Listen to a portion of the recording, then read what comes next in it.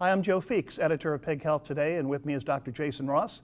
He is a professor of animal physiology at Iowa State University and also director of IPIC. Great to have you here. Yep, great to be here, Joe. Thanks for having me. Appreciate that. So we're at the 2019 Lehman Swine Conference. You're giving a presentation on improving piglet survivability, but that really has to focus initially on the sows, doesn't it? Right. Yeah, it's a really big project that we're working on that's funded by the National Pork Board and the Foundation for Food and Agriculture Research. And it initiated, our group had been working in the area of pelvic organ prolapse and trying to understand maybe some of the biological causation that's associated with prolapse in the sow industry or in the sow herd in the U.S. pork industry. And we've expanded that effort quite substantially into also investigating pre-wean mortality as well as wean to finish mortality. So we've got a large team. It's got 3 different universities represented in it with Kansas State, Purdue, and Iowa State. And we've got faculty leadership on each of our objectives within that project. And just so that all our viewers understand the problem that we're focusing on here, could you just kind of walk us through where are we right now with mortality rates in sows? And then also with pre-wean and then wean to finish. Right. So that's a good question, and it's variable, right? There's different segments of the industry that are doing better than other areas, but in general, you could estimate that about 30 to 35% of the pigs that are born fail to reach market at some point in their lifetime. So that would include, piglets that are lost during farrowing, so born stillbirth. That would include piglets that are lost during pre-wean mortality. That gets up to, between those two, can be 10 to 25%, depending on the farm. Sow mortality, the U.S. average, based on a study that we did last year, was right around 12.5 to 13% annualized mortality. And then there's wean to finish mortality, and that kind of rounds you up to the 30 to 35% for an industry average. It is a shocking number. And so the Animal Science Committee and the National Pork Board decided that we need to investigate or invest into what we can do to improve that. And there's a lot of things that can be done that include different management approaches. There's genetic strategies to improve piglets' ability to thrive. There's nutritional interventions that can be developed and employed. And then there's just creating a better understanding of what's behind the biology of why a sow may die or why a piglet may fail to thrive. And to get this better understanding, you have a study, I guess it's an observational study underway. Right. Could you tell us more about that in terms of size and scope? Yeah, so we conducted, beginning in the end of 2017, we started a project that lasted a little over a year, and it was an observational study focused on understanding some of the causes or contributing causes to pelvic organ prolapse in sows. And so during that study, we visited a little over 60 sow farms across the U.S., and we had a total of 104 sow farms across the industry contribute data to that data set.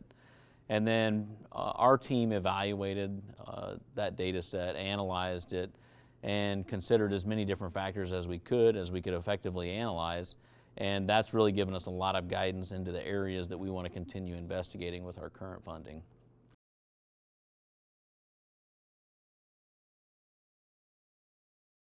So what have we learned about these pelvic organ prolapses? How can we reduce them? Yeah. Did you see anything in this? So that's a great question, right? And part of the objective, right, was to gain direction of where we can investigate. It's a complex problem that has many factors that go into it. And so the major objective of that project, our initial observational study, was really to help understand where do we need to start investing other resources to better understand some of the specifics. And so we looked at all kinds of things. We looked at tail length, we looked at farm hygiene, we looked at the size of farms, we looked at nutrition, genetics, and really the things that we were able to get the most information on were things that regarding how we feed the sow during late gestation, how we, if we treat the water system or not at the farm, also how we manage feed intake during farrowing or just prior to farrowing.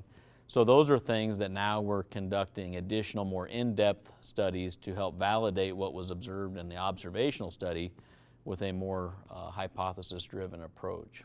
Were you surprised by any of those findings? You know, one of the things I think that we were surprised, we also, when we went and evaluated a lot of sows, we during those 62 farm visits, we collected information on a little over 5,000 sows, individual sows. And we did a body condition scoring assessment on those, thinking that the sows that were overweight would be more likely to prolapse than sows that were not. And it was actually the opposite as what we found, is that the sows that had a light body condition score had a higher probability of prolapsing than sows that were overweight. And so that was counterintuitive to us initially, but it was also supported by the fact that farms that used bump feeding strategies on light sows during late gestation also had lower prolapse incidence than farms that did not use that strategy. So we felt like we had a couple different observations in that study that were supportive of the same general concept of making sure that the sow has adequate nutrition just prior to farrowing.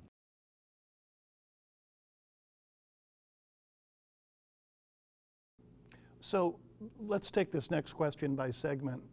Based on what you've seen, and I know you're still trying to get answers, but based on what you've seen, what recommendations would you give to producers today for reducing sow mortality? That's a tough advice to give on the amount of data that we were able to collect and that it was an observational study. So, but I do think that observations that we've seen are that sows that, you know, farms that have very few thin sows as they're approaching farrowing tended to have fewer prolapses. So I think management of the sow during late gestation is really important. Understanding now, the next step of that is understanding why that's important. And we think that there's some inflammation that's happening from a biological standpoint. There's some inflammation of the reproductive tract that's happening in sows that are high risk for pelvic organ prolapse. And so that increases their demand for nutrients, because eliciting an immune response is a energetically very costly thing to do for an animal. What about pre-weaning pigs? Those projects are still underway. Data collection is still happening, and analysis will have to happen after that. So, okay. Yeah. Well, same question then for wean to finish. Yeah, Daniel Linares's work has really taken a strategy forward that uses a model, or he's created a model to be able to take information and inputs from different flows of pigs from different sow farms, and the data that he's been able to collect is enabled him to generate with fair accuracy what the predicted mortality will be based on known inputs. That's important because I think what it'll enable us to do is then we can parse out the influence of particular inputs on post-wean survivability or post-wean mortality on different flows, so it can help us identify where the most important areas to invest effort and change are in evaluating an entire flow of pigs. And when we look at wean to finish, I mean, that's a pretty large period of time. Right. Is there a particular time during wean to finish where pigs are most vulnerable? They can die at any time depending on the pressures they receive, right? If there's a disease or typically a disease pressure that comes later during the grow to finish phase.